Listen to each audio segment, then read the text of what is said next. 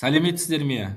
Бүгінгі сабақтың тақырыбы дүние жүзінің этнолингвистикалық бейнесіне шолу жасау. Бүгінгі сабақта біз әлемнің этнолингвистикалық картасын, оның күрделілігін және динамикасын зерттейтін боламыз. Этнолингвистикалық дегеніміз не? Және негізгі ұғымдары қандай? Ол тіл мен мәдениет, әлеуметтік аспектілер, тарихи даму болып үшке бөлінеді. Оның ішінде әлем тілдерінің аралығы және топтастырылуы. Мысалы, картада қарасаңыздар, бізде 6 материкте әртүрлі мемлекеттің өз тілі болады. Мысалы, әлемде 707 мыңнан астам тіл бар. Олар әртүрлі тіл топтары. Мысалы, үнді Европа тілдері, сино-тибет тілдері, нигер, конго тілдері, Азия тілдері сияқты, түркі тілдері деген сияқты әртүрлі өздерінің тілдері осы картаға байланысты бөліп тұр. Енді этникалық топтар мен тілдердің өзара байланысына келетін болсақ, бұл жерде бірегейлікті қалыптастыру, әлеуметтік байланыс және мәдени мұра. Бірегейлікті қалыптастыру дегеніміз мына жерде көріп тұрғандарыңыздай суретте тіл этникалық топтың мәдени бірегейлігін, дәстүрлерін және әлем танымын қалыптастыруда маңызды рөл атқарады.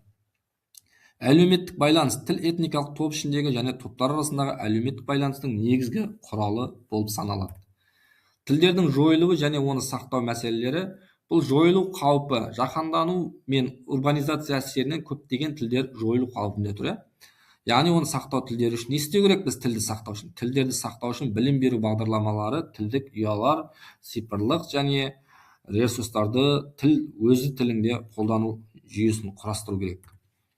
Тілдік саясат және мемлекеттік тілдер. Тілдік саясаттың мақсаты мемлекеттік тілді дамыту, оның қоғамның барлық салаларында қолдануды қамтамасыз ету. Яғни қоғам түгіл әлем елінде тілді қолдану барысында тілдік саясаттың мақсаты жүзеге асады.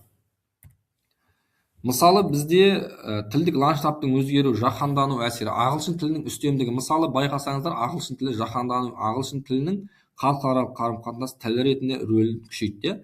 Кез келген мемлекеттер арасында ағылшын тілінде сөйлеседі. Цифрлық тілдерге келетін болсақ, интернет және әлеуметтік желілер арқылы жаңа тілдік құбылыстар пайда бола бастады. Сонымен қатар біз Қазақстанның этнолингвистикалық бейнесіне кеп тоқталайық. Мысалы, Қазақстанда қалай дамып жатыр? Қазақстан көпұлтты және көптілді мемлекет. Мұнда 130-дан астам этнос өмір сүреді. Яғни бізде мемлекеттік тіл қазақ тілі, ресми тіл қандай тіл? Орыс тілі. Көптілдік саясатта 3 тілдік қазақ, орыс, ағылшын білім беру жүйесін дамытуда. Мәдени әртүрлікке келетін болсақ, бізде әртүрлі этностың болуына байланысты тіл мәдениетін сақтауға және дамыту басымдылық рөл беріледі.